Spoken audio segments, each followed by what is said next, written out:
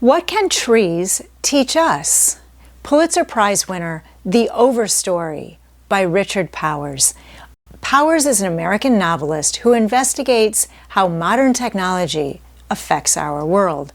And if we look at the cover, pictured in the background on the cover is a painting by Albert Bierstadt, who lived during the 1800s and painted landscapes of the American West. As part of the Hudson River School group of painters, he used luminism, a technique using light to portray peace. Designed by Evan Gaffney, the cover is a great representation of the Overstory, a magnificent, pristine ecology which looks like a precision tool of technology cut a disc out of the painting and turned it upside down. Human technology has cut to the forest core, damaging years' worth of growth and placing our ecosystem in peril. Or is a tree looking through an optical lens, focusing on two small humans, waiting to see if they will preserve or further destroy the ecosystem? And I love the concept of the circle, whether it indicates a tree ring, the trunk, the cycle of life, or a story. And I think that's what Powers is doing, is beginning his story from the outside with 8 different character perspectives. He shares their background story, coming from different generations, and their connection, each with a specific type of tree. As they age and grow, they become an engineer, a psychologist, an artist, a veteran, a college student, a lawyer, a computer coder, and a research professor. Sharing environmental concerns, some of them begin crossing paths and working together. Using media and activism, they spread awareness to other people about the value of trees and the severe destruction to their habitat. Trees create soil, water, and atmosphere.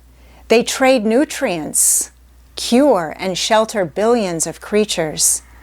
They filter poisons, they sink carbon, and they communicate with one another. And don't underestimate the value of a dead tree. It can host more species than a live tree.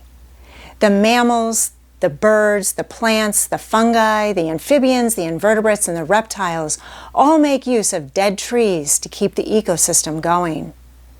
Large forests have the largest collection of biomass, and the rivers that run through old forests have 5 to 10 times the amount of fish. And it was stated in the book that more money could be earned by harvesting the mushrooms, the edibles, and the fish from a forest year after year, rather than clear-cutting once every 60 years.